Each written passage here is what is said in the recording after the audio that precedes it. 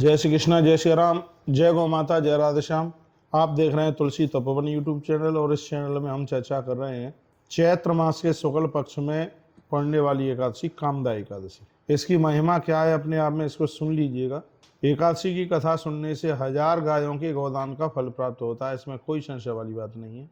तेसाम पापम च यत् किंचित सर्वम च क्षयम ब्रजेत। संपूर्ण पाप जल करके राख होते हैं, इसमें कोई संशय वाली बात नहीं है।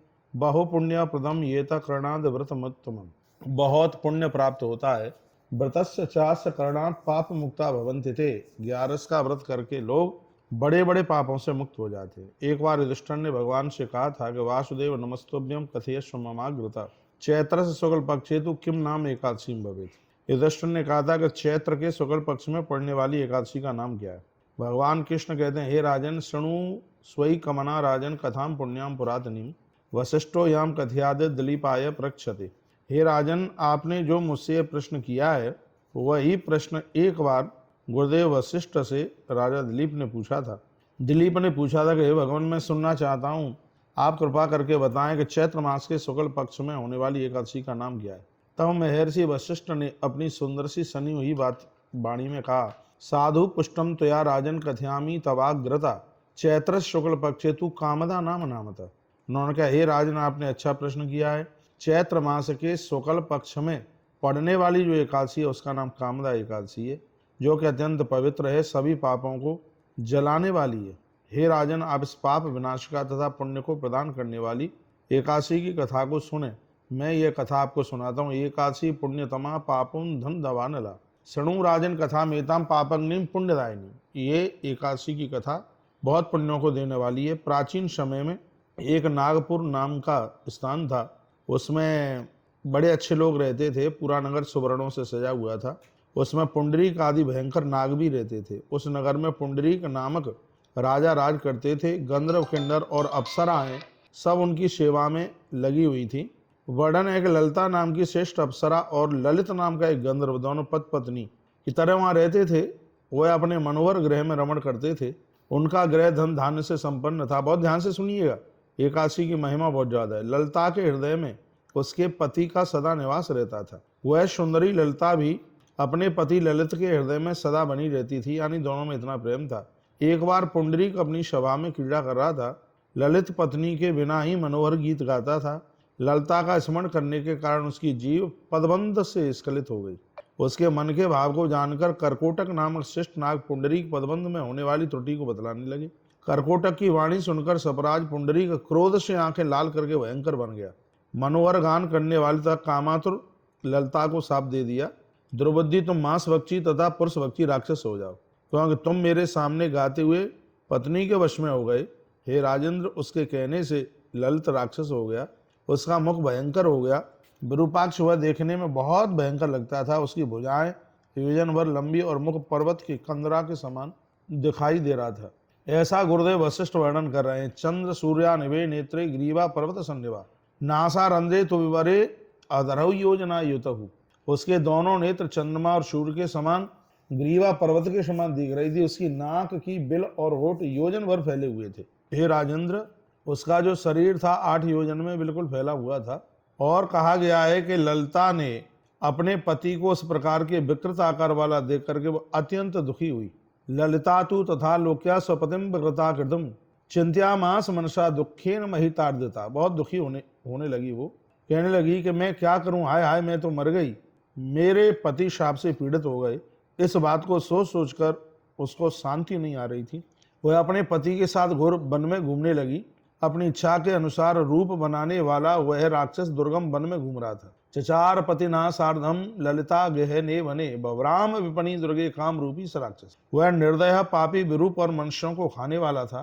पाप से पीड़ित होने के कारण वह दिन और रात में कभी भी सुख नहीं प्राप्त कर रहा था। अपने पति को ऐसा देख करके ललिता बहुत ज्यादा दुखी थी। वह उसके साथ रोती हुई गहवर वन में घूमने लगी।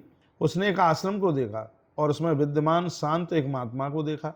ललिता शीघ्र गई और नमस्कार करके महात्मा जी के सामने खड़ी हो गई। वर्णन है कि शीघ्रम जगाम ललिता नमस्कृत्याग्रतस्तता। पूज्यों को, बड़ों को प्रणाम किया जाएगा तो कुछ मिलेगा तो सही। उस दुखिता को देख करके दयालु मुनि ने कहा कि तुम कौन हो, किस कारण से मेरे सामने आई हो, सत्य बताओ। तब ललिता कहने लगी, वीर धन्वेद गंधर्वा सुतातश महात्मना ललिताम नाम मामिद्धवति मृत्युच्चागता। मैं वीर धनवा नामक गंधर्व की पुत्री हूँ, मेरा नाम ललिता है, मैं अपने पति के लिए आई हूँ। हे महामुनि, पापजन्य दोष के कारण मेरे पति राक्षस हो गए हैं, उनका रूप भयंकर और दुराचारी हो गया है, उनको देख करके मुझे भारी पीड़ा हो रही है। हे ब्राह्मण, आप मुझे ऐसा कोई उपाय बताएं जिससे मेरे पति के राक्षसत्व से मुक्ति हो जाए, उनका राक्षस पना समाप्त हो जाए। तब महात्मा ने जवाब दिया, संत ने कहा, चैत्र मासस रंभोरु शुक्ल पक्षोस्त सांप्रतम कामदई एकादशीम नाम पापग्नि ललते परा। कहने लगे, हे सुंदरी, इस समय चैत्र मास का शुक्ल पक्ष है, इसमें होने वाली कामदा एकादशी सभी पापों को नष्ट कर देती है। कुरसम तद व्रतम भद्रे विधि ही पूर्वम मयोदिता। हे भद्रे, मेरे द्वारा बतलाई गई विधि के अनुसार तुम कामदा एकादशी का व्रत करो और इस व्रत के पुण्य को अपने पति को समर्पित कर दो। पुण्य प्रदान करते ही उसका उसी क्षण सांप का दोष बिल्कुल मिट जाएगा। इस वाक्य को सुनकर ललिता हर्षित हो गई। राजन, एकादशी का व्रत करके द्वादशी के दिन उन ब्राह्मण के समीप ही तथा भगवान वासुदेव के समक्ष ललिता ने कहा। क्या बोली ललिता?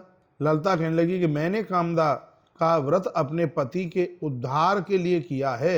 वह बोलने लगी, मया तो तद व्रतम चीर्णम कामदाया उपोषणम। उस पुण्य के प्रभाव से मेरे पति को पिशाचता समाप्त हो जाए। ललिता के कहते ही उस समय राक्षस रूप में वर्तमान ललित निष्पापी हो गया, बिल्कुल शरीर दिव्य हो गया, उसका राक्षसत्व समाप्त हो गया और वह गंधर्व हो गया। वह सुवर्ण तथा रत्न से अलंकृत होकर ललिता के साथ रमण करने लगा। श्रेष्ठ विमान पर बैठे हुए पहले से भी अधिक रूपवान हुए दोनों पति पत्नी कामदा एकादशी के प्रभाव से अत्यंत सुशोभित होने लगे। हे राजन, इस बात को जानकर इस एकादशी को श्रद्धा पूर्वक करना चाहिए। संसारियों का कल्याण करने के लिए भगवान श्री कृष्ण कहते हैं, मैंने इसका वर्णन किया। गुरुदेव वशिष्ठ भी कहते हैं, मैंने इसका वर्णन किया। भगवान कृष्ण कहते हैं, ब्रह्म हत्याद पापग्नि पिशाचत्व विनाशिनी नाथा परतरा काचित लोके सचराचरे।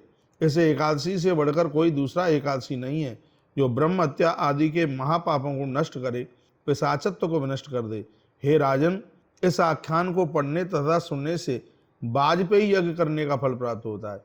पठना श्रवणाद राजन वाजपेय फलम लभेत। इतनी बड़ी महिमा कामदा एकादशी की है। तो चैत्र के शुक्ल पक्ष में ये पड़ी है कामदा एकादशी और आप इस व्रत को कीजिएगा। 19 तारीख को कामदा एकादशी है, वह श्रद्धा के साथ में आप ये व्रत करें। ये मैंने पूरी कथा सुना दी है।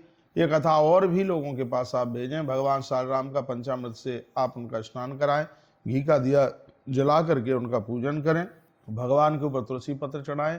कामदा एकादशी हर प्रकार से हमारा और आपका कल्याण करेगी। बहुत बहुत धन्यवाद वीडियो पूरा सुनने के लिए। ऐसे ही हमारे साथ जुड़े रहिए और अपने आप को परमात्मा से जोड़ करके अपने जिंदगी को धन धन कीजिए। इन्हीं शब्दों के साथ जय श्री कृष्णा, जय श्री राम, जय गौ माता, जय राधे श्याम।